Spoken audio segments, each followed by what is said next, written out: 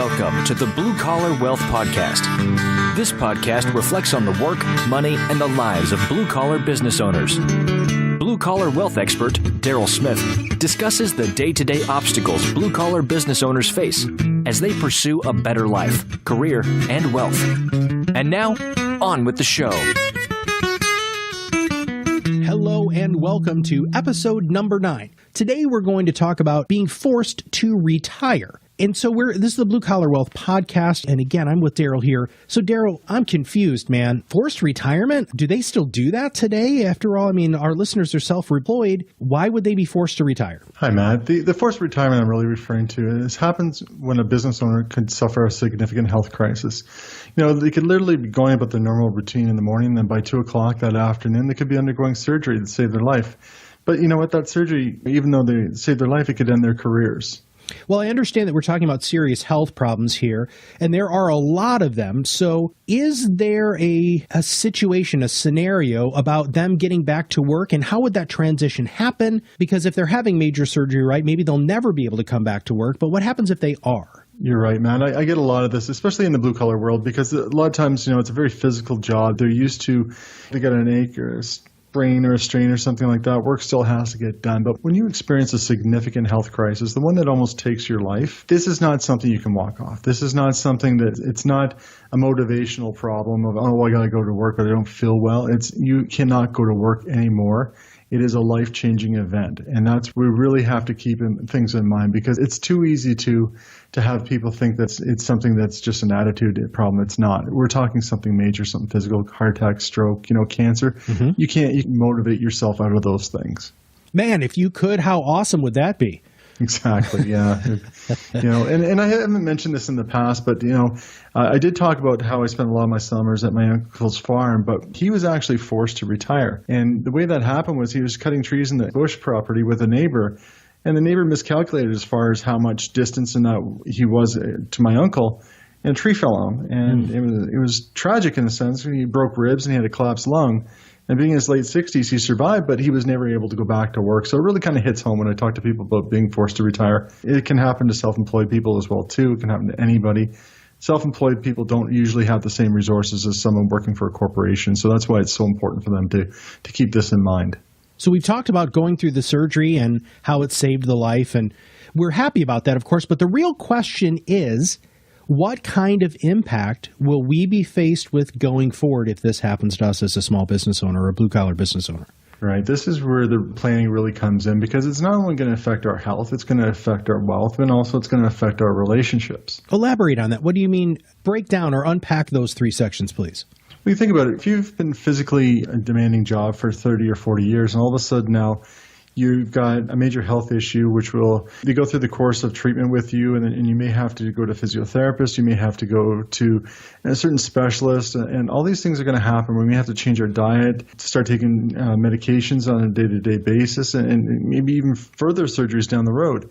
So when we're talking about a change to our health, again, these are things that your routine after 30 or 40 years is going to stop. And, you may never fully recover, but the goal is to work towards the best quality of life that's possible. This is the one area of impact that most likely may have some control over, because it's about going through and doing the exercises or changing the diet. Mm-hmm. Like, we can try and get some improvements, but we may never get back to where we were before the accident or the illness. I can see where this would be difficult. Living how you wanted the last 50 or 60 years or more, and now you have to make all of these changes. It's really not going to be easy, right? Well, that's right. And when we talk about health, we're not just talking about our physical health. We're talking about our mental health, because now we're creatures of habit. We've had this routine for decades, but now we have to change it. And most self-employed business people are kind of type A personalities. No one tells them what to do. Mm-hmm. So it's really how they're going to manage that in their own minds and decide what's really going to be important to them. And that's where their business having the plan in place for the business is extremely important for these individuals. So we just covered health. Now let's dive into how our wealth can be impacted.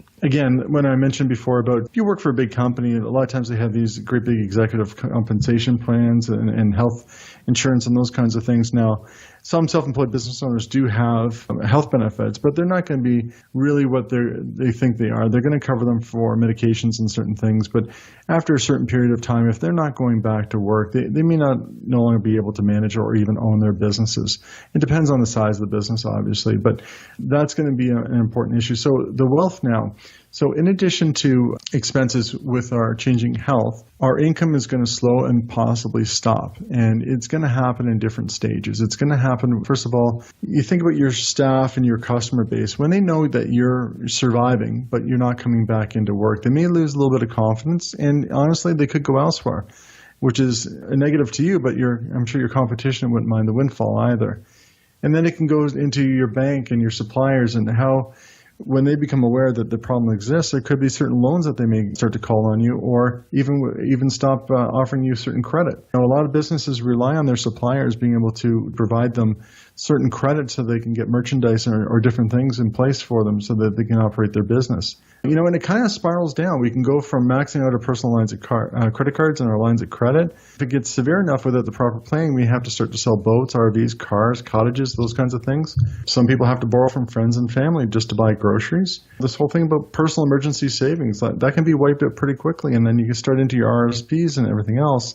So, we've gone from one day kind of being on top of the world to 3 to 6 months later wondering everything came crashing down. And it is preventable to some degree, but it's a matter of how you have to, first of all, come to the terms that this can happen, and you want to be able to be in a position to do something about it before it does. Because, again, your wealth is something you've taken decades to build, and it's not something that may just recover overnight. Well, that's a lot to deal with, man. Aside from the health issues that you could potentially not only face immediately, but face for a long term, how you just described that this can massively impact your wealth way beyond where I think a lot of people or our listeners could even realize how much this could impact this. But you also mentioned relationships, and I'm very interested in your experience on how something like this can affect your relationships. Well, you have to think about the people around you. We kind of talked a little bit about the customers and your staff and that, but I'm thinking more of a spouse. I'm thinking of children. I'm thinking how they're going to be impacted by this because they may have to, if your spouse is working and she could be close, or she or he could be close to retirement themselves, if they have to take an early retirement to take care of you, that's going to impact any potential pensions that they may have. Children may be affected in the sense that they may have to take care of you. Some situations where we're dealing with an individual who may not be married. So if their children have to get involved, they have to put their life on pause a little bit or try to juggle taking care of their family and their children and taking care of a parent as well too. So that's going to have a lot of impact on people. And if financially, if someone has to sell their house, where are they going to go? Mm-hmm. They may not have the resources. So there are situations where people have to move in with their adult children. The bottom line is there's a lot of work that has to be done. There's a lot of planning that has to be done beforehand because we have to preserve what we built because we don't have the same time to go over and to rebuild this wealth. Again, it's not a motivational thing. It literally takes 30 to 40 years to build up enough retirement money enough money to retire with. Okay, that's a lot of information. I mean, everything that you just talked about in the last, 10-ish minutes is a lot to process,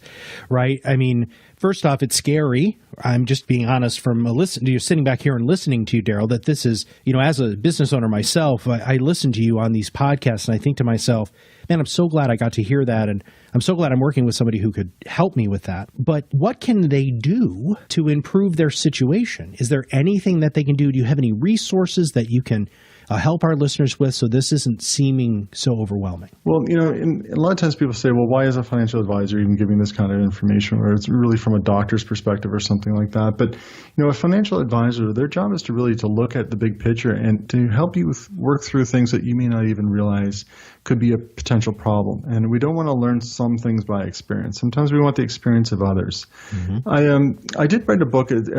It's called 10 Tips to Maximize Blue Collar Wealth. And really it was the initial purpose of it was so someone could evaluate their company and their situation to see about retiring within 10 years and selling that business.